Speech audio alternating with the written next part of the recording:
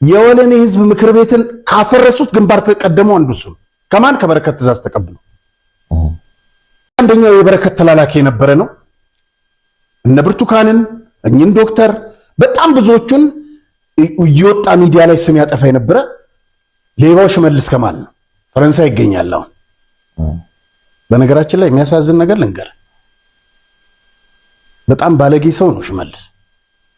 ከስድስት ሴቶች 12 ልጅ እንደወለደ ታውቃለህ? አለባክ ዛሬ ነው ሰው ነውረኛ እኮ ነው። ዞሮ ነው ማይጠይቃቸው። ሁለት ልጅ ነው የወለደላቸው። አሁን ስለሱ አይደለም ግን ሴቶቹ ያሳዝናሉ ኢትዮጵያኖቹ።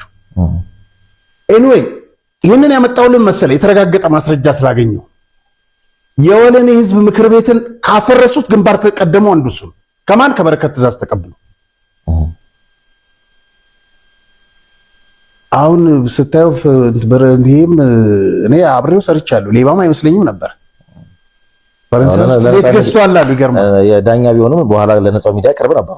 አዎ እንዴ አብረን ሰራ ነበር። ሪፖርተርም ኒሻን ነው ኔሽን የሚልና ኒሻን እና የሚገርም ነገር የወለኔ ምክር ቤት ያፈረሰው ይሄ ነው የዛሬ 16 ዓመት። እሱ ብቻ እንዳይመስልህ ፈረንሳይ ውስጥ አሁን ሽመልስ ምናምን ሙሰኛ አይደሉም የሚል ሰው ይመጣል። በረከት ሌባ ናቸው። በረከት ሌባ ነው። እኔን ክሰሳ የሚፈልግ አሳየዋለሁ። ፎቅ ያለበትን አዲስ አበባ ውስጥ ያለውን ሆቴል አሳየዋለሁ። ለንደን ውስጥ በማን ምን እንደተገዛለት እናገራለሁ ዛሬ